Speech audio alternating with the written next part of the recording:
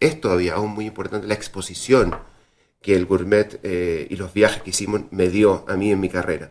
Mucha gente me conoce por eso. Aún recuerda, mira, yo te vi desde que tenías pelo en los primeros programas.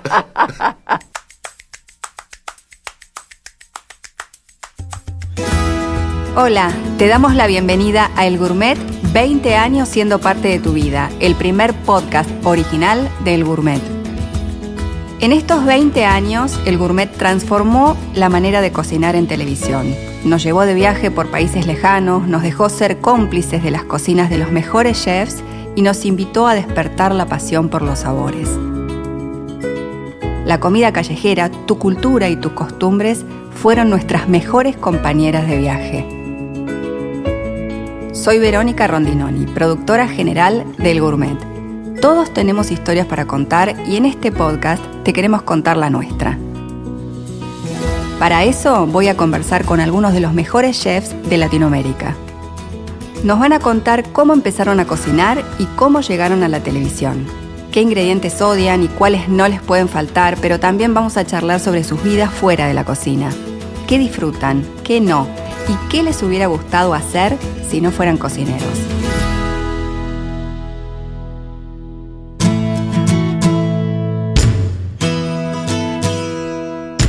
Hola a todos, soy Patricio Tapia, soy periodista y además escribo sobre vinos y trabajo en el vino hace mucho tiempo, casi un cuarto de siglo, casi 25 años, por Dios. Pero bueno, acá estamos con mucha pasión y me encanta y lo disfruto demasiado.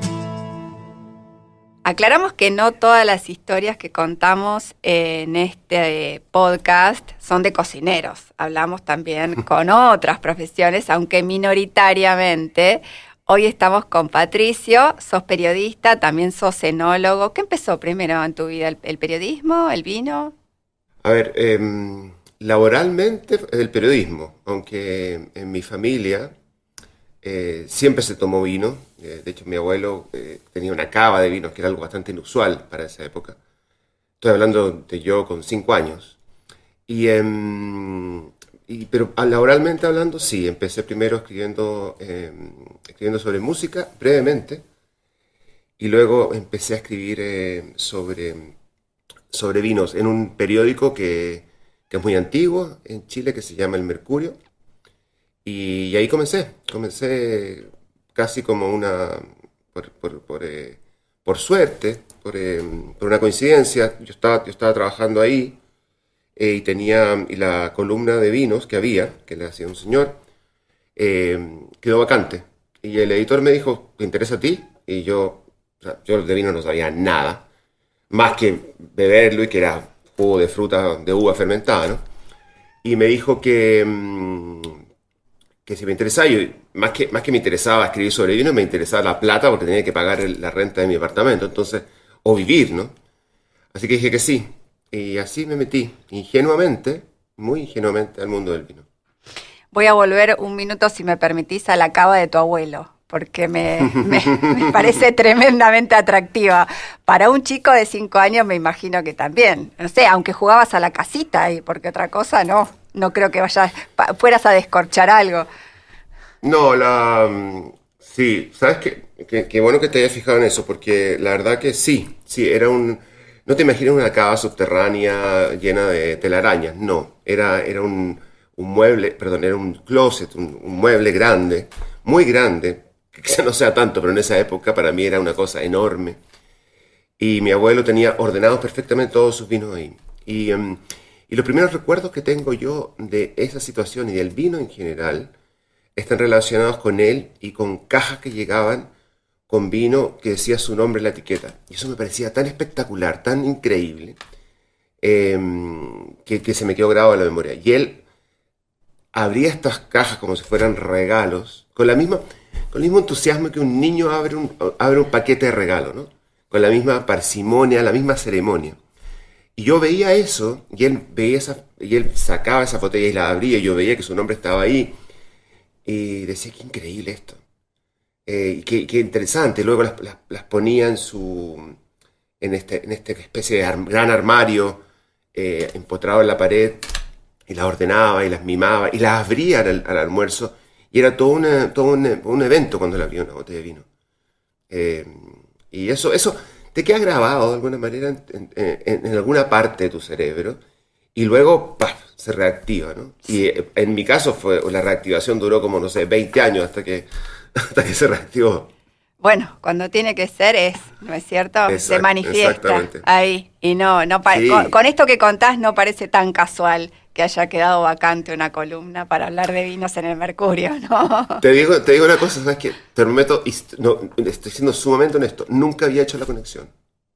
Nunca había hecho la conexión. O sea, nunca nadie me ha dicho, ¿qué pasa con esa cava? Y yo, claro, ahí está. Qué bueno, qué bueno. ¿Y el Buenísimo. periodismo?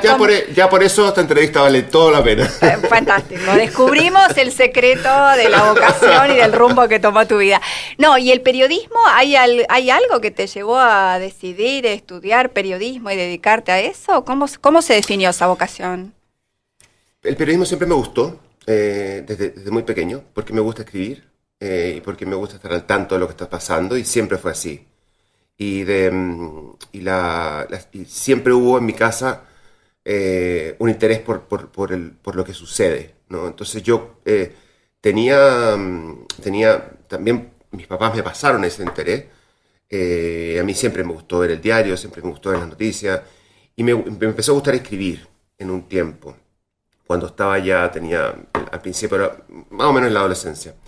Entonces como que esas dos cosas se juntaron en un momento. Y entré a estudiar periodismo. Fue la carrera que escogí. Y hay un momento en el periodismo en que tú tienes que decidir hacia dónde vas, ¿no? Hacia dónde vas. Y muchos periodistas lo que hacen es no tomar esa decisión, es decir, no especializarse, ¿no? Seguir adelante y conseguir un trabajo y reportear de todo, ¿no? Hay una frase muy linda sobre todo muy precisa, que define el periodismo, que es una profesión que tiene un mar de conocimientos pero con un centímetro de profundidad, ¿no? Entonces eso yo no quería, yo sentí que eso no era para mí. Entonces empecé a escribir sobre música y justo se abrió esta vacante en la columna de vinos, que me la pasaron a mí, y mi vida tuvo un vuelco muy importante. En ese tiempo, cuando yo estaba escribiendo sobre música, además quería ser escritor, entonces era toda una fantasía que tenía armada, ¿no? en mi vida. Y todo eso cambió para dedicarme al vino. ¿Y te acordás qué encontraste de interesante, sumamente atractivo cuando te metiste a ese mundo, por tener que afrontar, ¿no?, el trabajo que había por delante? Dos cosas súper importantes que me pasaron, fíjate. La primera fue que me di cuenta de que era un tema donde yo tenía que saber. En el periodismo en general, uno necesita tener una relación horizontal con su fuente de información para obtener mejor información, porque si uno tiene una relación vertical, es decir, mirando hacia arriba a este señor que me está dando la noticia, probablemente la información que él te va a dar no va a ser de buena calidad. Entonces yo sentí que tenía que estar al mismo nivel que ellos, o a un nivel parecido, a hablar su metalenguaje de alguna manera, ¿no? O comprenderlo al menos, para obtener mejor información. Entonces lo primero que me di cuenta fue eso. Y lo segundo, que yo creo que fue mucho más importante, y lo que finalmente me hizo quedarme en este mundo, fue que había historias increíbles. Historias que a mí me alucinaron. O sea, pero ¿cómo esta gente está tan loca para apasionarse tanto con una bebida que no es más que jugo de uvas fermentado, ¿no? ¿Esas historias venían de los productores? Claro. De gente que hace vino y que vibra con el vino y que de alguna manera te traspasa esa energía. Entonces yo me acuerdo que una de las razones fundamentales fue esa, ¿no? La primera es que a mí me gusta estudiar y me encanta meterme en temas nuevos y divertidos, como en este caso, ¿no? Pero la segunda, y mucho más importante, fue esa, de darme cuenta que este era un mundo. Este era un mundo que había que escarbarlo, que había que investigarlo, que había que sumergirse en él para entenderlo de verdad. Y te cuento una cosa, es algo que todavía, al recordarlo, es algo que me sigue moviendo. Más que el vino en sí, me interesa lo que pasa alrededor del vino. Y eso es un poco lo que hemos tratado siempre, al menos yo he tratado siempre de mostrar cuando escribo sobre vinos, cuando hablo sobre vinos o cuando entrevisto a gente relacionada con el tema. Cuéntame tu historia, ¿por qué estás acá?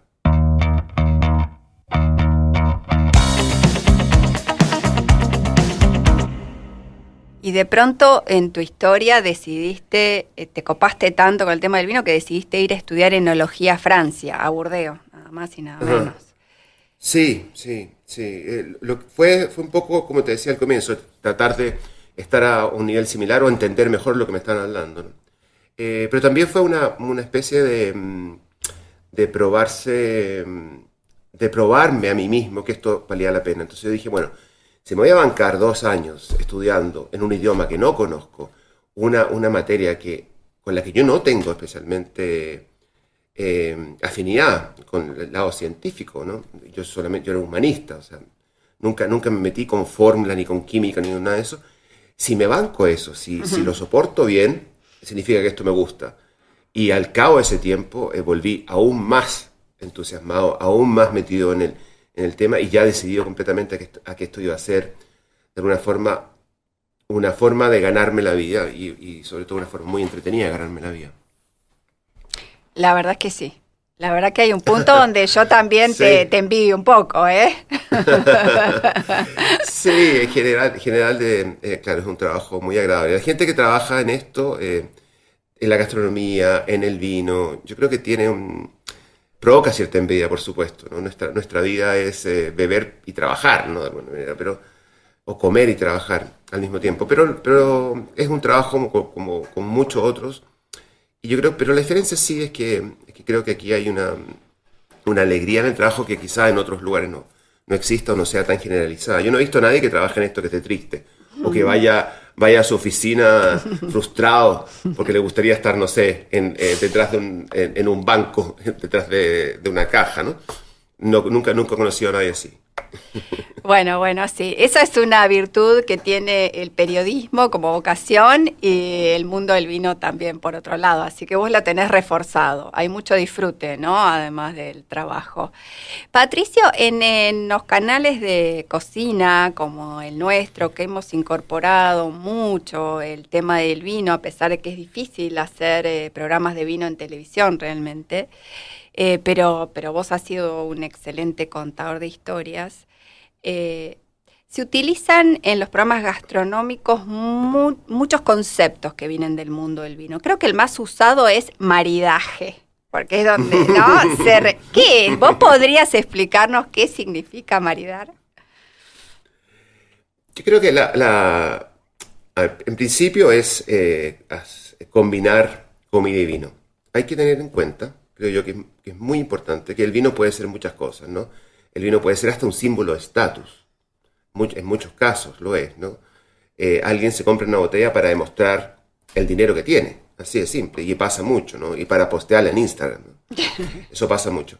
Pero en esencia, y algo que yo aprendí en Francia y me quedó grabado, pero muy, muy presente, y que aún tengo muy presente, es que el vino es, primero que nada, es un alimento sobre la mesa. Y segundo, quizás tan importante como eso es que te permite que no te atragantes con la comida. Así de simple. Si tú te comes un pedazo de carne sin un líquido que te ayude a pasar la comida, es muy desagradable. Para eso está el vino, para ayudar a degluir, ¿no? Y eso reduce, es una cosa un poquito reduccionista, si tú quieres, ¿no? Pero es así, los franceses lo toman así. La botella de vino no tiene nada especial, está sobre la mesa siempre, como la bandeja con pan, como el aceite de oliva. Y ese es el propósito. Entonces, uno ahí evidentemente puede profundizar, puede investigar en el vino, puede apasionarse por el vino y también puede apasionarse por esta idea de que el vino te ayuda a comer mejor, a que la comida pase mejor. Y ahí aparece el maridaje, ahí aparece la fusión, la armonía entre comida y vino, que es igualmente apasionante y interesantísimo. Tú vas diciendo, bueno, tengo este queso, ¿con qué tinto o con qué blanco lo combino? Y vas probando y dices, con este blanco el vino parece mucho mejor, parece mucho más fresco.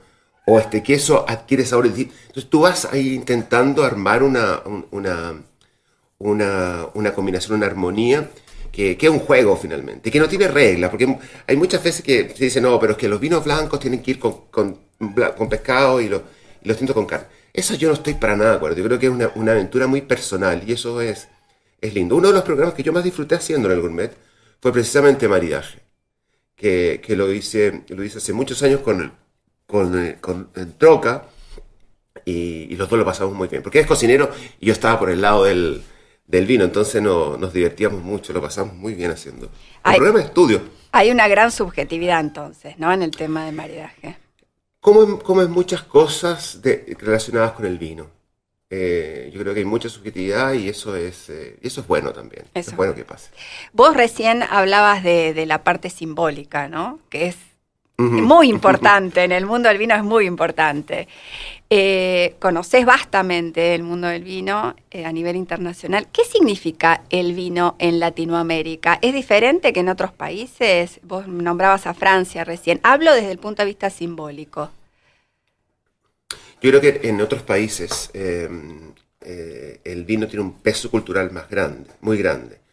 Ahora, yo creo que en los últimos 10, 15 años, ese peso cultural se ha ido manifestando con mayor claridad en países como Chile, Argentina, Uruguay, donde siempre el vino ha estado presente, pero no se le da la importancia que quizás, creo yo, merecía, ¿no? Pero eso ha cambiado mucho en los últimos 10, 15 años, de una manera importantísima, y yo me doy cuenta, fíjate, yo me doy cuenta cómo la gente está interesada, yo me doy cuenta cómo la gente quiere aprender, y como la gente, sobre todo, creo que lo más importante, valoriza ese producto que viene de su tierra, ¿no? Y eso es muy bueno, eso es muy, muy bueno. ¿Y cuál es la cualidad del vino más valorada hoy, como tendencia, digamos? Las bodegas boutique, las parcelas originales, ¿no? Todo eso está muy de moda. Bueno, lo boutique está de moda y es tendencia en diferentes... En todos lados. Exacto. Sí. ¿No? Como la cosa más personalizada, más artesanal. Y el tema de las parcelas originarias que tiene que ver con lo más tradicional, con lo más antiguo, ¿no? Con lo que tiene historia. Sí, bueno, todo está relacionado, porque todo está conectado con lo que te hablaba al principio, ¿no? Que las historias en el vino son casi tan entretenidas como el vino mismo, ¿no? Entonces, creo que si yo tuviese que resumir en cuál es el valor más apreciado hoy, creo que es la autenticidad, fíjate. Es la dejémonos de ponernos caretas y vamos a mostrar lo que nosotros tenemos. Y en el caso del vino latinoamericano, eso se hace evidente en la intención y sobre todo en la fuerza con que los productores ponen para que su vino sea único, ¿no? Interprete el lugar de donde nace quizás con los mínimos disfraces posibles, que sea lo más claro posible mostrar tu lugar. O sea, yo hago un Malbec en Gualtallarí, arriba en la montaña, en el Valleduco, en Mendoza. Quiero que ese vino no se parezca a ningún otro Malbec que hay en el mundo. Entonces, para que no se parezca, tengo que hacer que refleje su origen, que es un origen único en el mundo. Y eso está pasando y eso es alucinante. Pongo el ejemplo del Malbec, porque antes, de hace 15 años atrás, uno iba a Mendoza y te decían, bueno, ¿y de dónde viene este Malbec? De Mendoza. Y ahora haces esa misma pregunta y te pueden dar 150 respuestas distintas de orígenes distintos. Y eso para mí es interesantísimo porque habla primero de la diversidad del vino y luego de ese carácter único que tiene, que es es un medio de transporte para mostrar tu lugar, tu origen. Y eso es, o sea, si lo piensas, eso es alucinante. Es alucinante. Y todo eso envuelve una botella de vino. Sí. Y yo, por eso estoy acá. O sea, por eso estoy acá. No por otra razón, por eso es. Es todo lo que tú puedes contar alrededor. Hablar de vino es hablar de paisaje, es hablar de historia humana, es hablar de sabores, por cierto, pero es mucho más, es mucho más. Que ahora mientras estuviste hablando, me acordaba de las etiquetas de los vinos y de lo que dicen y cómo describen los vinos, que a veces son muy verseros, decimos. En Argentina decimos, ¡qué versero! Más que uno, yo me divierto mucho con mis amigos leyendo lo que ponen atrás de por supuesto que ya para ese entonces ya probaste y ya tomaste, entonces te reís más fácil, ¿no? Pero es muy divertido. Ese verso que nosotros le decimos tiene así una clara intención poética y también de identificación, ¿no? Pero ¿qué opinas de las etiquetas? Yo me río tanto como tú. Muy bien, muy bien. No, hasta a veces me provocan un poquito de vergüenza ajena, fíjate. Sí. Patricio, ¿cuánto vino consumimos en Latinoamérica? En Argentina son como 21 litros per cápita, se calcularon en 2020. Sí, en Argentina el consumo es bastante alto. Ahora, ha bajado mucho. En Argentina antes se consumían 50 litros per cápita. ¿Sí? Hace 30, 40 años, claro. En Chile pasaba lo mismo, en Uruguay pasa lo mismo. Lo que pasa es que la vida moderna ya te impide tener creo que el ritmo de la vida moderna te impide tener esa copita a la hora del almuerzo, antes de la siesta, o también está la competencia de otras bebidas, ¿no? La cerveza es una de las competencias más fuertes que tiene el vino. La cerveza, y muchas veces sabes que encuentro que tiene razón, el éxito de la cerveza tiene una justificación. Yo estoy en contra absolutamente de la sofisticación del vino. Me parece que ese es un error, y me parece que es un error grave. Entonces, cuando yo voy al restaurante y está este señor que es el sommelier, ¿no? Que me presenta el vino, me dice, mire, este vino tiene aromas a tierra mojada después de la lluvia en una finca en la Patagonia, en Chubut. Yo digo, mierda, pero eso es imposible, no puedo, yo nunca voy a poder llegar a ese nivel de sensibilidad para saber que este huele a tierra mojada después de la lluvia en Chubut, ¿no? Entonces creo que hemos comunicado muy mal el vino. Le hemos dado una sofisticación que no merece. Pero en cambio, si tú, por ejemplo, vas a ese mismo restaurante, te abren esa botella y el sommelier, en vez de decir ese verso, que ni él se lo cree, dice, mire, este vino está producido por dos viejitos que tienen un viñedo en Chubut, en el Bolsón, ¿no? En un lugar maravilloso, rodeado de montaña. Y estos viejitos vienen produciendo ese vino desde que nacieron, porque sus abuelos también lo producían. Es una hectárea de viña muy vieja.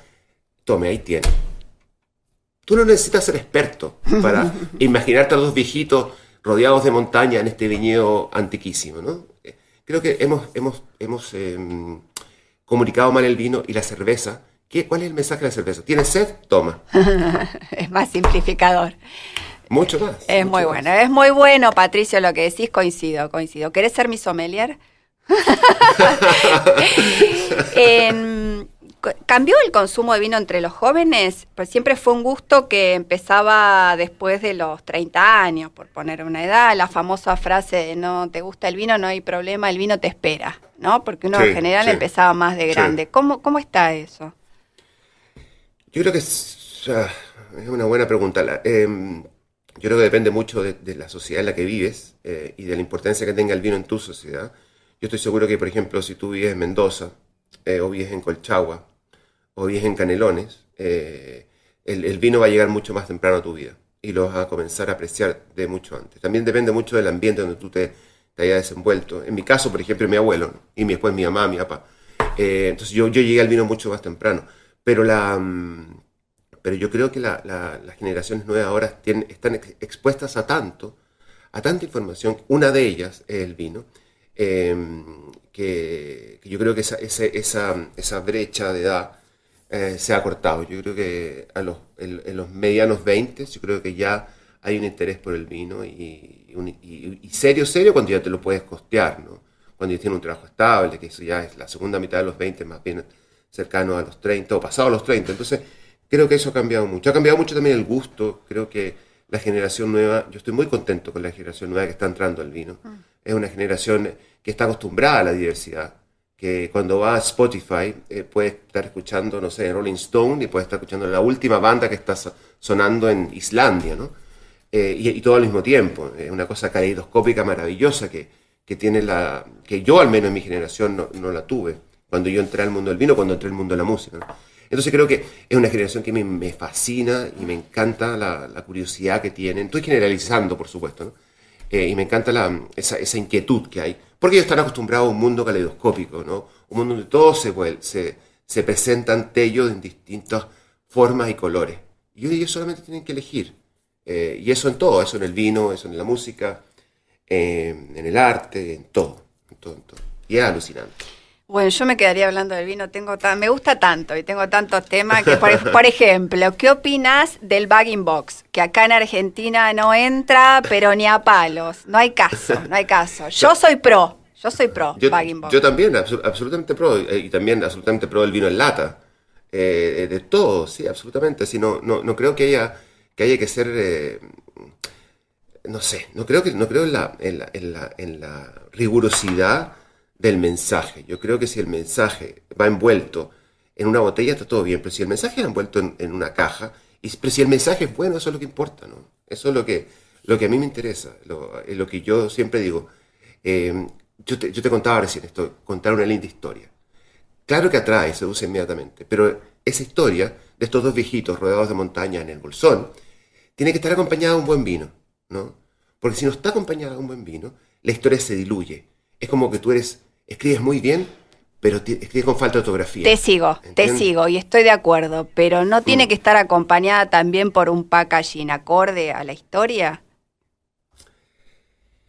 Sí, totalmente. La de los viejitos, por ejemplo, sí. Pero esta empresa moderna no sé, de un grupo de jóvenes que de pronto se dedicó al vino y quiere descontracturar y pone unas cajas maravillosas de bag-in-box y las tira al mercado, esa también era una buena historia para contarla, ¿no? No solamente está la cosa romántica Yo creo que el vino tiene espacio para todo.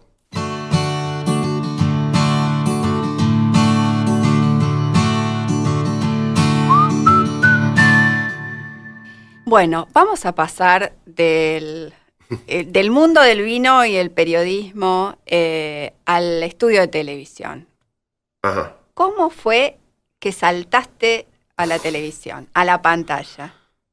Yo vivía en Nueva York, fue el año 2002. Yo vivía en Nueva York y de repente un amigo me dijo, no, perdón, sí, estaba trabajando por una revista bien importante ya que se llama Wine and Spirits Magazine, estaba viviendo en Nueva York y de repente un día me llaman de una productora y me dicen, ¿sabes que estamos buscando a alguien que vive en Estados Unidos porque queremos hacer un programa de viaje en Napa, en el Valle de Napa? Y yo dije, genial, o sea, yo, obviamente, ¿cómo no?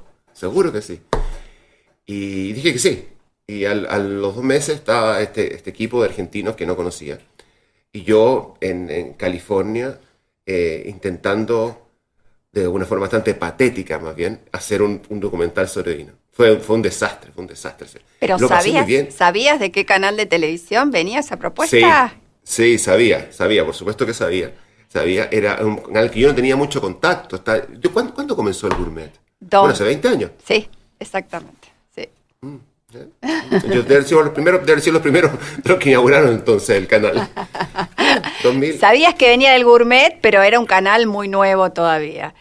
Nuevísimo, sí. ¿Y ese primer viaje? O sea, tu primer programa fue un super viaje, a pesar de que vos estabas en otro país, estabas un poquito más cerquita. La verdad que fue un super viaje y después vinieron muchísimos viajes más a conocer productores de vino en Francia, en España, en Italia, en Australia, etcétera. ¿Cuál fue el destino que más te gustó? ¿Te acordás? Pero por supuesto, ¿cómo no me voy a acordar? Me acuerdo perfecto. Fue un programa que hicimos sobre whisky. En Escocia y en Irlanda. Ese fue un programa que a mí me cambió. Pero ahí toman cerveza. No, ahí toman whisky. Fue whisky, sobre whisky. Lo tuyo fue whisky, fue un enamoramiento. No, se llamaba el mundo del whisky, no me acuerdo cómo se llamaba. Irlanda y Escocia. Fuimos a Irlanda y Escocia por el Gourmet, por supuesto, y fue increíble. Y a mí siempre me ha gustado el whisky, pero conocerlo de esa forma fue maravilloso. Y luego el otro que a mí me rayó fue el Riesling, en los caminos del Riesling. Bueno, ese programa lo hice una vez al año por 10 años, o más incluso, ¿no? Fue mucho tiempo haciendo ese programa. Entonces, como trabajábamos era de la siguiente forma. Yo lo que hacía era primero vender la idea de un país, y cuando el gourmet me aguantaba la idea, decía, ya, hagámoslo, luego yo hablaba con el productor y le daba una lista de viñateros que yo quería conocer. Era como la lista que tú le pidas a Santa Claus para Navidad. Y era impresionante, pero siempre íbamos a todos los lugares que yo quería ir. Entonces, la televisión nos abrió muchas puertas. Era un mundo distinto, ¿sí? Tengo que reconocerlo, era un mundo muy distinto al actual. El turismo del vino no estaba tan desarrollado. No era muy común. Primero que nada, los asiáticos aún no descubrían el vino. Entonces, no había esa masa de chinos, de japoneses, visitando bodegas y comprando vino. Y también en mi profesión, la gente no viajaba, no era tan habitual viajar. Y yo me acuerdo que entrar a bodegas rutilantes, ¿no? No era tan difícil. Entonces nosotros no entendíamos por qué, o yo no entendía por qué, de un canal sudamericano estaban tan interesados en que nosotros fuéramos a verlo. Y era así, y fue increíble. Los Caminos de Riesling para mí fue un programa maravilloso, y el whisky en Escocia, en Irlanda, fue una cosa increíble. Fueron mis dos como highlights. Pero todo fue bueno, el de España fue maravilloso, el de Italia fue increíble. Contémosle a la gente, el Riesling ¿por dónde viajaste? ¿En Alemania? Siempre lo definimos cuando empezamos a diseñar ese programa, dijimos, esto es un viaje o es un documental sobre ríos. Claro. Entonces vimos en el Rin, nos recorrimos todo el Rin y después nos fuimos por todo el Danubio. Entonces estuvimos en Austria y en Alemania, hablando con productores y hablando solamente de una variedad, pero una variedad tan plástica, en paisajes tan maravillosos, con una comida tan increíble, que fue un programa, como te digo, muy lindo. Todavía tengo los DVD ahí, los tengo guardados con mucho cariño. Patricio, ¿y cómo impactó tu paso por el gourmet en el desarrollo tuyo de tu carrera, como persona también? Fue muy importante porque, a ver, a mí siempre me pareció interesante visitar la bodega antes de hablar de ella. Entonces yo tenía ya una cierta experiencia visitando bodegas en el mundo. Había vivido en Francia, había vivido en Estados Unidos, entonces tenía una cierta experiencia visitando productores en Europa y en América. Pero nunca había tenido la oportunidad de concentrarme un mes y medio del año en eso. A mí fue muy importante. Además que también es muy importante, fíjate, es todavía aún muy importante la exposición que el gourmet y los viajes que hicimos me dio a mí en mi carrera. Mucha gente me conoce por eso. Mucha gente aún recuerda, mira, yo te vi desde que tenías pelo en los primeros programas. Porque ahora no tiene nada. Yo que lo estoy viendo les cuento. Confesemos. Claro, exactamente. Está guapo igual que siempre, pero pelo ya no tiene. Sí, no, tremendo. Entonces la gente me recuerda siempre eso. Entonces, a mí son tiempos que veo con mucho cariño y aprecio mucho.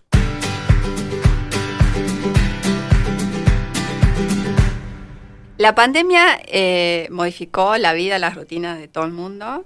En el mundo gastronómico, la verdad que impactó en muchos casos muy negativamente. ¿Cómo impactó en el mundo del vino? Sí, no quiero dejar pasar lo que acabas de decir. Yo creo que la pandemia fue un golpe muchas veces fatal a la gastronomía. Y el mundo del vino está muy relacionado con la gastronomía. Muy relacionado. Para mí son la misma cosa, ¿no? Y así que fue un golpe muy duro. Yo creo que, sin embargo, para el vino fue un golpe menos duro porque el vino tiene llegada directa y con mayor facilidad al hogar, claro, ¿no? Al consumidor. De hecho, yo antes tomaba en los fines de semana en un restaurante cuando iba a cenar y ahora lo tomo en mi casa. Total, sí. Yo creo que ahí está el tema. Así que el impacto no fue tan grande, las ventas no sufrieron tanto como se pensaba que iba a sufrir. Mi trabajo, yo hago una guía que se llama Descorchados, que es una guía que cubre todo Latinoamérica, Brasil, Argentina, Uruguay y Chile. Tuve que cambiar todo, evidentemente, pasarlo a Zoom y restringir mucho los viajes, pero en general creo que tenemos que dar gracias a los del vino porque no fue algo tan duro como sí lo fue para el dueño del restaurante, que le llegó duro de verdad. ¿Cómo es un día en tu vida hoy, Patricio? Actualmente yo en mi año se divide en dos. Desde enero a junio yo soy escritor de ficción, así que acabo de hecho de lanzar una novela, ¿sí? que aparece en Argentina en 2 meses más. ¿Qué se titula? ¿Qué se titula? Se llama Hombres Inofensivos, se llama. Ahí te mando el libro para que lo leas. Entonces yo de enero a junio me dedico a eso, es como mi vida paralela. Y luego de junio a diciembre me dedico 100% a escribir sobre vino y a dedicarlo a mi guía de vino, que es la que produzco y publico desde el año 99. Entonces tengo esa doble vida, ese paralelismo en mi vida que a mí me encanta, yo lo paso muy bien.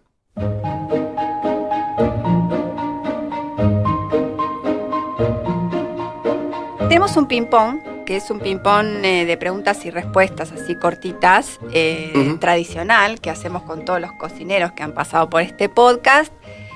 Y tenemos un ping-pong alternativo que lo inventamos para vos nada más, porque otro enólogo no hay en el canal. ¿Cuál querés? ¿Querés que empecemos por el tradicional y a ver cómo te va? Y si no, pasamos al otro. Porque en realidad el tradicional habla más de lo que tiene que ver con el mundo de la cocina. Pero a mí me interesa también saber, por ejemplo, ¿cuál es el ingrediente que más le gusta a Patricio Tapia? En este momento, porque viste que es cuestión de que uno se copa en cierto momento. O sea, absolutamente, inmediatamente digo, el ajo. Por lejos. Muy bien, Patricio. ¿Qué ingrediente no te gusta y no entra en tu cocina? Hay algo que seguro no te gusta. No, sí, a ver. ¿Sabes qué? Creo que muy pocas cosas. O sea, y en este momento se me viene ninguna a la cabeza. Quizás el clavo de olor. Porque me recuerda al dentista. Sí. Y me complica. ¿O no? ¿No te pasa lo mismo? Sí. Y además que hay que tener mucho cuidado con él. Es muy, muy invasivo, muy claro. Sí. Tremendo. Sí. ¿Cómo sos como comensal? Cuando vas a un restaurante, de pronto la comida no llega bien, está mal, ¿qué haces? ¿Cuál es tu reacción?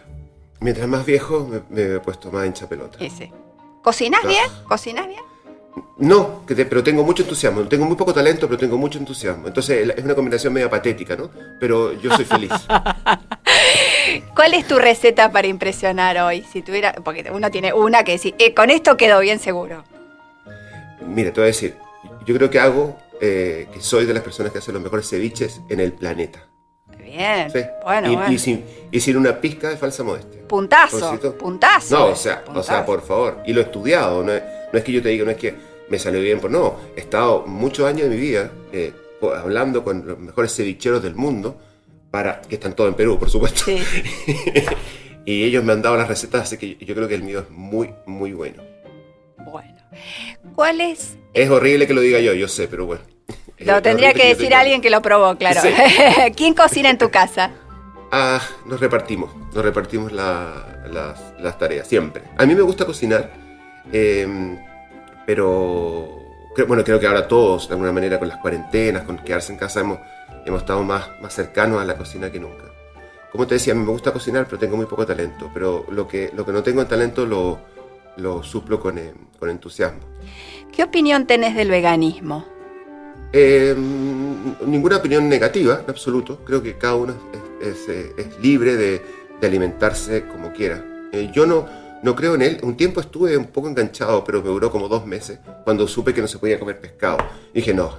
Cualquier cosa menos pescado. No me toquen el pescado porque no. Sin el ceviche, ¿qué hago? O sea, sin atún, sin corvina, sin lenguado, yo no puedo vivir sin eso, ¿Cuál te parece que es el tipo de cocina que más creció en el último tiempo? Es una buena pregunta. Yo creo que está relacionado el vino con la cocina en el sentido de que también hay algo mucho de autor, ¿no?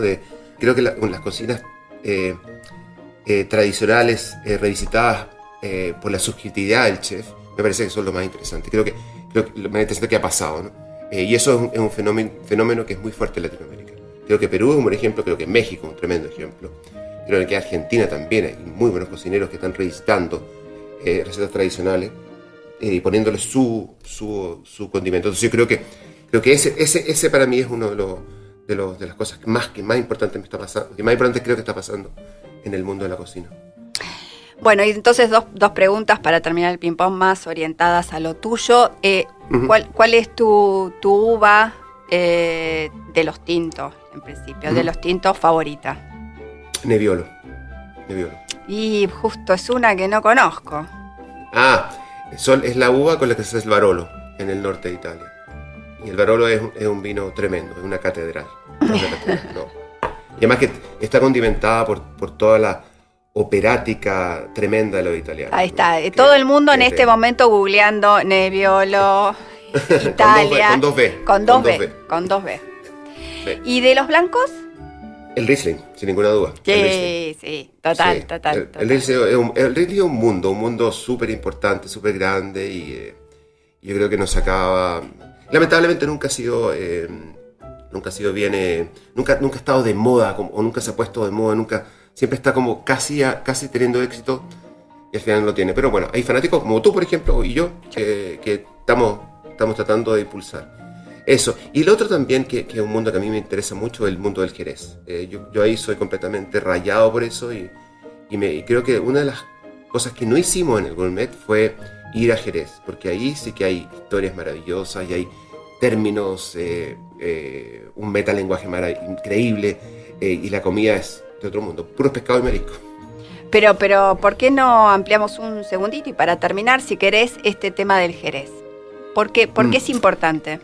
El Jerez es importante porque primero tiene un método muy específico de producción. Viene de una zona que es también muy particular. Viene desde el sur de España, enfrentando a África, en un clima desértico, en suelos blancos. La producción es una mezcla cultural entre tradiciones locales y influencia extranjera. El vino en sí es una maravilla. El Jerez más joven que te puedes tomar tiene 8 años de crianza solamente, y puedes probar Jereces de 100, 200 años. Es un vino de gusto adquirido. Tienes que haber pasado por muchos vinos para llegar al Jerez. Es la ruta de la madurez, ¿no? Cuando tú ya has probado lo suficiente y ya estás preparado para los sabores salinos, secos del Jerez. Y luego está toda la cocina alrededor, ¿no? Es como si estuviera diseñada naturalmente para maridar, para armonizar con este vino. Entonces, hay un mundo del Jerez que es un universo particular, y que parece estar aislado del resto, parece estar aislado de modas, aislado de tendencias. Es un mundo aparte que hay que descubrir sí o sí. Bueno, muy bien. Yo no llegué todavía, me falta madurez. pero hay que probar y probar de una manera ¿no? guiada, sabiendo y conociendo la historia. Exacto. Conociendo la historia es una manera muy linda de llegar exactamente y probar. Sí. Todo vuelve a eso, todo vuelve a la historia.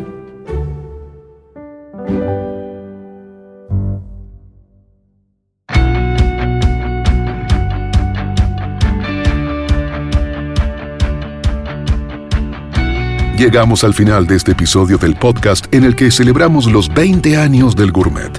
Síguenos en nuestro perfil de Spotify, Apple Podcasts o tu app preferida para enterarte de nuestros próximos estrenos.